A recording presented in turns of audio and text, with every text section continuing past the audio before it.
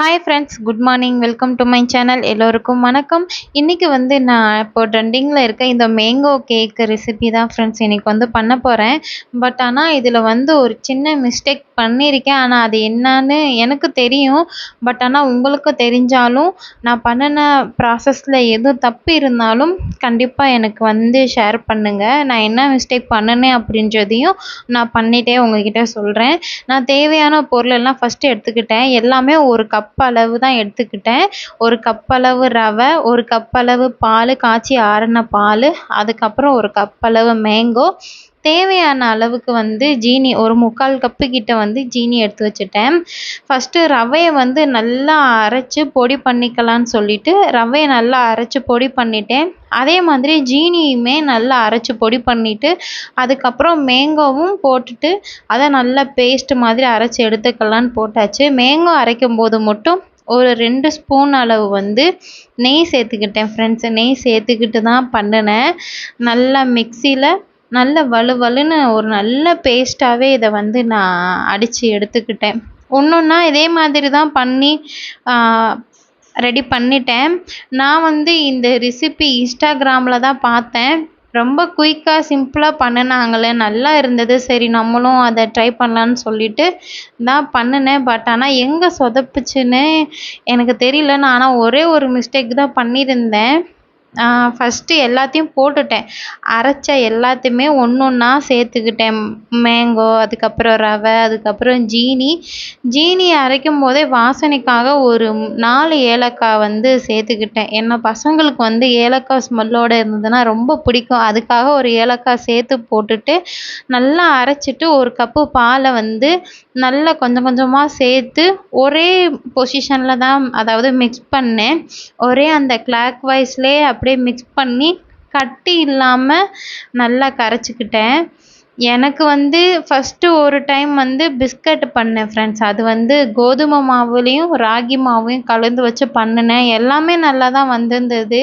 ஆனால் என்னன்னா அந்த மொறுமொறுன்ற அந்த ஒரு இது எனக்கு கிடைக்கல. அடை தோசை பண்ணுனா எப்படி அந்த மாதிரி தான் எனக்கு ஃபஸ்ட் டைம் பிஸ்கட் பண்ணலான்னு சொல்லி தான் அந்த பேக்கிங் தான் பண்ணினேன். அதுவும் சொதப்பிருச்சு. அதுக்கப்புறம் நான் அது பக்கமே போகக்கூடாதுன்னு சொல்லி விட்டுட்டேன். அதுக்கப்புறம் இன்றைக்கி எப்படியாவது இந்த மேங்கோ கேக் பண்ணணும். ரொம்ப சிம்பிளாக இருந்தது. அதுவும் போல் இட்லி பாத்திரத்தில் தான் வச்சு பண்ணினாங்க. சரி நம்மக்கிட்ட எல்லாமே இருக்கே, நம்ம அதை ட்ரை பண்ணலாம் அப்படின்னு சொல்லிட்டு தான் பண்ணினேன். ஆனால் கண்டிப்பாக இது சொதப்பல்ல தான் போய் முடிஞ்சிருச்சு. நல்லா கட்டி இல்லாமல் இந்த மாதிரி மிக்ஸ் பண்ணிக்கிட்டேன் ஃப்ரெண்ட்ஸ். மிக்ஸ் பண்ணிவிட்டு இதை கரெக்டாக ஒரு 15 நிமிஷம் கிட்ட ரெஸ்ட்டு விடலாம் அப்படின்னு சொல்லி வச்சுட்டேன். இங்கே தான் ஃப்ரெண்ட்ஸ் நான் ஒரு மிஸ்டேக் பண்ணிட்டேன். எனக்கு தெரிஞ்சு நான் அதுதான் பண்ணலையோ, அதனால தான் எனக்கு கேக் சரியாக வரலையே அப்படின்னு தோணுது. அவங்க என்ன பண்ணியிருந்தாங்கன்னா ஈனோவும் சோடா உப்பு, அதாவது பேக்கிங் சோடா உப்பும் போட்டிருந்தாங்க. என்கிட்ட ஈனோ இல்லை, ஆனால் பேக்கிங் சோடா உப்பு இருந்தது. நான் நினச்சேன் சரி சோடா உப்பே ஓரளவுக்கு நல்லா சாஃப்டாக பஞ்சு மாதிரி வரும். இட்லிக்கே அது சூப்பராக வரும். சரி அதனால் நம்மக்கிட்ட சோடா உப்பு இருக்குல்ல, நம்ம அதை வச்சு ட்ரை பண்ணலான்னு சொல்லிட்டு தான் நினச்சி எல்லாமே எடுத்து வச்சேன். பாதாம் கூட நல்லா கட் பண்ணி எடுத்து வச்சேன். முந்திரி இல்லை, சரி பாதாம் மேலே அந்த லேயரில் போடலாம் அப்படின்னு சொல்லிட்டு பாதாம் கூட கட் பண்ணி எடுத்து வச்சுட்டு எப்படியோ தெரியல இந்த சோடா உப்பு போட மறந்துட்டேன் ஃப்ரெண்ட்ஸ். அது ஒன்றுனால என்னவோ தெரியல, கேக்கு மாதிரியே வரல. அது எப்படி இருந்ததுன்னா கேசரி நல்லா கொஞ்சம் ஸ்ட்ராங்காக கெட்டியாக ஆயிடுச்சுன்னா எப்படி இருக்கும் அந்த மாதிரி தான் இருந்தது. ஏன்னா நம்ம ரவை ஜீனி எல்லாம் போட்டு பண்ணனால அது ஒரு கேசரி மாதிரி ஆயிடுச்சு ஃப்ரெண்ட்ஸ். எனக்கு ரொம்ப ரொம்ப கஷ்டமாக போயிடுச்சு. நான் நல்லா சாஃப்டாக ஒன்று எதிர்பார்த்தேன். எனக்கு எல்லாம் பண்ணி முடிச்சுட்டு எப்போ இட்லி பாத்திரத்துக்குள்ளே வைக்கும்பொழுது தான் நான் என் ஹஸ்பண்ட் கிட்ட சொன்னேன், ஐயையோ மெயினான ஒன்றவே நான் மறந்துட்டேனே, சோடா உப்பு போட மறந்துட்டேன். மற்றபடி கேக் எப்படி வருமோ அப்படின்னு நினச்சிக்கிட்டே தான் இருந்தேன். அதே மாதிரி அது கேக்கு மாதிரி வரல. அது ஒரு கேசரி மாதிரி வந்துடுச்சு ஃப்ரெண்ட்ஸ். நான் நினைக்கிறேன் சோடா உப்பு ஒன்று போடாதனால எனக்கு இந்த மாதிரி கொஞ்சம் கெட்டியாக வந்துருச்சா என்னன்னு எனக்கு தெரியல. ஃபஸ்ட்டு ஒரு 10 நிமிஷம் கிட்ட நல்லா வேக வச்சு எடுத்துட்டு அப்போது ஓப்பன் பண்ணி பார்த்தேன்.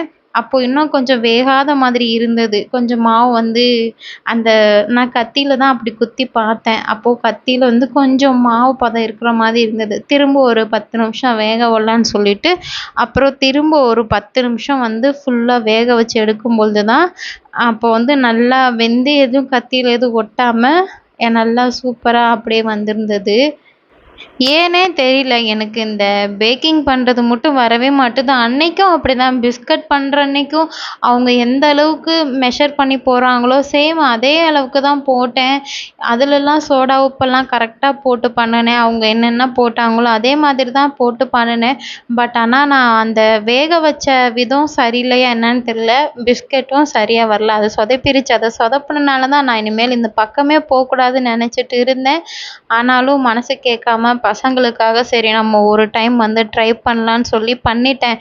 எப்படியோ நல்லா கிண்ணத்துலலாம் ஒட்டாம சூப்பரா அழகா அப்படியே வந்துருச்சு. பட் ஆனா என்ன அந்த பஞ்சு மாதிரி இல்ல. அது மட்டும் இருந்துச்சுன்னா நேத்து என்னோட கேக் வந்து சும்மா அல்டிமேட்டா இருந்திருக்கும் ஃப்ரெண்ட்ஸ். பட் ஆனா கொஞ்சம் மிஸ் ஆகி கேக்கு கேசரி மாதிரி ஆயிருச்சு. ஆனா என் பசங்களுக்கு தெரியாதுல்ல இது கேக்கா இல்ல இது கேசரியா அப்படின்னு. நான் அவங்க கிட்ட உடனே ஒண்ணு சொல்லிட்டேன். அம்மா ஒரு ஸ்வீட் பண்ணியிருக்கேன் மேங்கோ வச்சு வாங்க சாப்பிடலாம் அப்படின்னு என் பசங்களும் குளிச்சு ரெடியாகி தயாராகி வந்துட்டாங்க.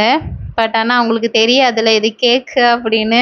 ஆனா கண்டிப்பா நான் இன்னொரு டைம் வந்து ஒரு பேக்கிங் கிளாஸுக்கு போயினாலும் நான் கத்துக்கிட்டு என் பிள்ளைங்களுக்கு வந்து நல்லா பண்ணி தரணும்னு நேத்தே முடிவு பண்ணிட்டேன். அதுக்கிடையில சும்மா இப்படி பண்ணிலாம் வேஸ்ட் பண்ணக்கூடாது. நல்லா யாருக்கிட்டனாலும் கேட்டு நல்லா தெரிஞ்சுக்கிட்டு அதுக்கப்புறம் பண்ணணும். எல்லாமே டேஸ்ட்டுலாம் சூப்பரா தான் ஃப்ரெண்ட்ஸ் இருந்தது.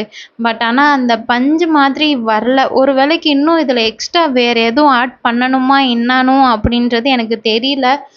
நான் ஒரு ரெசிபி பார்த்தேன். அவங்க பண்ணத பார்த்து நானும் பண்ணுனேன். ஆனா அவங்க ஈனோ இதெல்லாம் போட்டு பண்ணுனாங்க. நல்லா சாஃப்ட்டா இருந்தது அவங்க கேக்கு வந்து. என்னோட கேக்கு தான் கேசரி மாதிரி ஆயிருச்சு. அதுக்கப்புறம் என் பசங்களும் குளிச்சுட்டு நான் அது வந்து ஈவினிங் போல தான் பண்ணியிருந்தேன். அவங்களும் வந்துட்டு சாப்பிட்டாங்க. தேவேஷுக்கு வந்து கொஞ்சம் பிடிக்கல. இல்லம்மா வேணாம்மா அப்படின்னு சொல்லிட்டா. அதி வந்து நல்லா சாப்பிட்டா. நானும் அதி மட்டும் தான் சாப்பிட்டு இத காலி பண்ணணும். இன்னும் கூட கொஞ்சம் இருந்தது. Okay friends. வீடியோவோட எண்டுக்கு வந்தாச்சு ஃப்ரெண்ட்ஸ். இதில் நான் என்ன மிஸ்டேக் பண்ணியிருக்கேன் அப்படி ஏதாவது இன்னும் நீங்கள் இந்த மாதிரி பண்ணியிருக்கணும், இதில் இன்னும் நீங்கள் கொஞ்சம் ஆட் பண்ணியிருக்கணும், நீங்கள் இதை மிஸ்டேக் பண்ணிட்டீங்க அப்படின்னு ஏதாவது உங்களுக்கு தோணுச்சுன்னா கண்டிப்பாக கமெண்ட்டில் சொல்லுங்கள். எனக்கு அது வந்து ரொம்ப யூஸ்ஃபுல்லாக இருக்கும். எனக்கு பேக்கிங் பற்றி அந்த அளவுக்கு எதுவும் தெரியலை. மற்றபடி இப்போ குக்கிங் ரெசிபி நார்மலாக ஒரு ஒரு ரெசிபி சாப்பிட்றதுக்கு ட்ரை பண்ணுறோன்னா அது ஓகே. அது எனக்கு வந்து கரெக்டாக வந்துடும். பட் ஆனால் எனக்கு என்னமோ இந்த பேக்கிங் பண்ணுறது மட்டும் எனக்கு சுத்தமாக வரல. எதுனாலும் ஒரு கிளாஸ் அட்டெண்ட் பண்ணினாலும் நல்லா நெக்ஸ்ட் டைம் பண்ணி ஒரு வீடியோ வந்து கண்டிப்பாக போடுவேன். எதுனாலும் கமெண்ட்டில் சொல்லுங்கள் friends. Okay friends, bye. Thank you.